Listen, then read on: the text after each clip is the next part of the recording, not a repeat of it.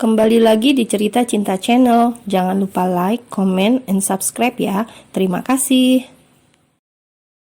Emma sudah sampai di hotel mewahnya dengan perasaan yang sangat bahagia di dalam hatinya. Senyum manisnya pun sejak tadi terus membingkai bibirnya, membuat seluruh pegawainya mengernyit heran, apalagi saat melihat penampilan Emma sedikit berbeda.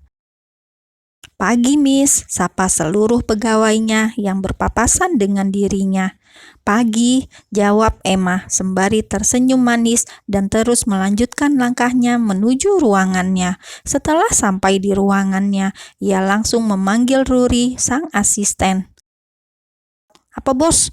tanya Ruri sedikit sewot saat memasuki ruang bosnya. Ya, Ruri sekarang memanggil Emma dengan sebutan bos, bukan dengan sebutan Miss lagi setelah tahu Emma akan menikah. "Biasa saja kali," ucap Emma dengan suara jantannya. Ya, Emma sekarang menggunakan suara jantannya jika berbicara dengan orang terdekatnya.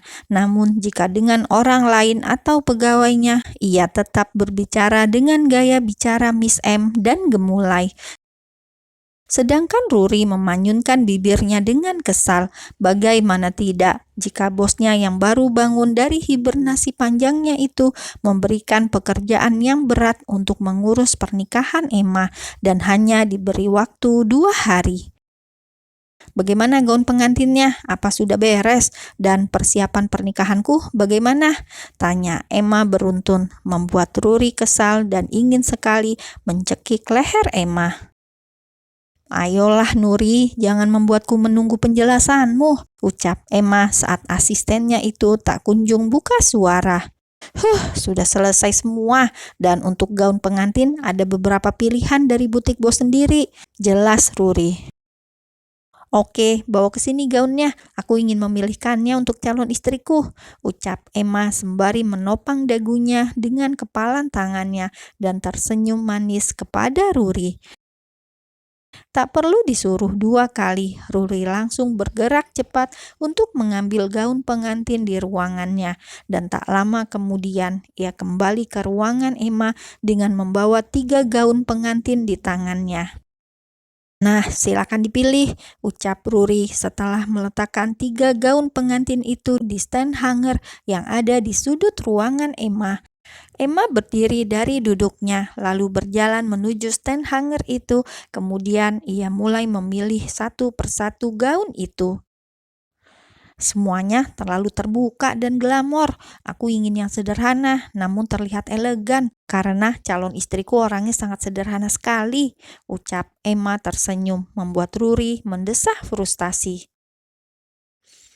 Baiklah, tapi kenapa tidak bos saja yang datang ke butik langsung? Atau bawa saja calon istrimu itu?" ucap Ruri sedikit kesal. "Aku tidak bisa karena dia masih sekolah," jawab Emma, membuat Ruri ternganga dan tidak percaya dengan ucapan Emma. "What? Jadi calon istrimu masih sekolah dan masih ABG?" tanya Ruri tidak percaya. "Yaps, masih kelas 2 SMA," jawab Emma dengan tenang, membuat Ruri semakin syok. "Kau gila, kau pedofil." "Oh God," Ruri memijat pelipisnya. "Hei, namanya jodoh kan?" jawab Emma tenang. "Iya sih, atau kamu sudah membuatnya?" Ya amidong, aku tidak segila itu Ruri," potong Emma dengan cepat sebelum Ruri melanjutkan ucapannya yang gila itu. "Lalu kenapa dong?" tanya Ruri sangat penasaran. "Panjang ceritanya, kalau diceritakan akan memakan waktu sepanjang usiamu. Sekarang kerja dan cari lagi gaun pengantin yang pas untuk calon istriku," ucap Emma terkekeh dan membuat Ruri mendengus kesal dan juga menghentakkan kakinya tidak beraturan. Hari semakin siang dan waktu jam pelajaran juga sudah usai. Vika dan teman-temannya sudah bersiap untuk pulang sekolah. "Pulang bareng yuk," tawar Irfan kepada Vika yang tengah memasukkan buku pelajarannya ke dalam tas. "Enggak, dijemput sama ayah," jawab Vika. Glek. Mendengar kata ayah disebut oleh Vika membuat Irfan sudah ketakutan. Kenapa loh masih takut sama ayah gue? Tanya Vika diselingi kekehan saat melihat wajah pias Irfan. Habisnya bokap lo serem, jawab Irfan jujur. Ih, cemen lo jadi cowok, ledek Vika membuat Irfan cemberut kesal. Dah yuk balik, ucap Vika lalu beranjak dari duduknya dan diikuti oleh Irfan. Baru saja ia melangkah keluar dari kelasnya, dirinya sudah dihadang oleh trio centil. Minggir nggak kalian? Sentak Vika. Jangan marah dong Vik, gue cuma mau tanya, lo cari ibu tiri nggak sih? Hah, maksud kalian apa coba? Tanya Vika keheranan. Tuh, bokap lo ganteng banget, boleh kali dikenalin, ucap salah satu dari trio centil sembari menunjuk pria gagah yang berjalan menghampiri mereka. Sinting kalian semua, sungut Vika lalu berjalan menghampiri ayahnya dan diikuti trio centil, sedangkan Irfan sudah melarikan diri lebih dulu karena pria itu takut dengan ayah Bondan. Ayah, kenapa pakai baju kayak gini sih? Kesal Vika saat sudah berdiri di dekat ayahnya. Memangnya kenapa? Salah, tanya Bondan bingung karena memang begitu stylenya setiap hari kecuali jika dirinya sedang berada di bengkel mobil. Salah, karena ayah sudah membuat para ulet bulu kegatelan. Kesal Vika sembari melirik trio centil yang sedang menatap ayah Bondan penuh damba. Sudah, jangan dihiraukan. Karena susah jadi orang ganteng itu, mau dimanapun keberadaannya selalu diincar para wanita cantik, ucap Bondan sombong, lalu menggandeng tangan putrinya tanpa menghiraukan tiga gadis centil itu. Dih, sombong, kayak ganteng saja sih, sungut Vika. Kenyataannya sayang, kamu cantik begini juga dari bibit ayahmu yang tampan ini, ucap Bondan membanggakan diri. Heleh, Vika hanya memutar kedua bola matanya malas menanggapi ucapan ayahnya. Ayah kesini mau apa? Tanya Vika saat sudah ada di parkiran motor. Kamu lupa kalau besok kalian akan menikah, jadi ayah meminta izin kepada wali kelasmu agar memberikanmu libur 2 hari, jawab Bondan sembari memberikan helm bogo kepada putrinya.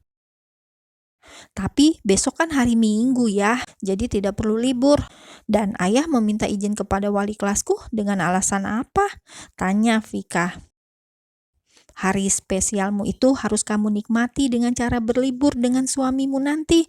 Dan ayah hanya mengerlingkan mata saja kepada wali kelasmu yang ganjen itu. Jadi ayah tidak perlu membuat alasan. Jelas Bondan sembari terkekeh dan mengenakan helmnya membuat Vika mendengus kesal saat mendengar jawaban ayahnya. Dih, so ganteng, cibir Vika sembari menaiki motor ayahnya. Memang ganteng kok, lihat saja teman-temanmu itu melihat ayah sampai tidak berkedip, ucapnya narsis membuat Vika semakin kesal. Kemudian Bondan melajukan motor RX King-nya itu membelah jalanan kota menuju rumahnya. Saat sudah sampai di rumah, Vika langsung membersihkan diri dan menyantap makan siangnya. Ayah ke bengkel lagi ya, pamit Bondan kepada putrinya yang tengah makan siang di meja makan. Iya, hati-hati ya, ucap Vika sembari mengunyah makanannya. Iya, jawab Bondan, lalu berjalan keluar rumah dan terdengar jelas jika Bondan menyalakan motornya dan suara motor itu semakin lama semakin menghilang, pertanda jika Bondan sudah jauh dari rumahnya. Namun tidak berselang lama, ada suara ketukan pintu dari luar dan Vika pun langsung beranjak dari duduknya untuk membuka pintu. Ceklek. Nue, Vika sangat terkejut saat melihat siapa di balik pintu itu. Aku kangen. Emma langsung mendorong tubuh Vika ke belakang. Tak lupa ia menutup pintu itu terlebih dahulu. Nue, kamu apaan sih? Sungut Vika saat dirinya didorong lalu dipeluk erat oleh Emma hingga membuat dirinya tidak bisa bergerak dan sesak. Kan aku kangen, ucap Emma masih memeluk Vika dengan erat. Iya, tapi aku sesak nafas. Vika mendengus kesal. Maaf. Emma mengurai pelukannya lalu menatap wajah kesal calon istrinya. Vika menatap Emma dengan tatapan kesal sembari juga memanyunkan bibirnya. Cup, Emma langsung mengecup bibir mungil itu sekilas, membuat Vika bertambah sangat kesal.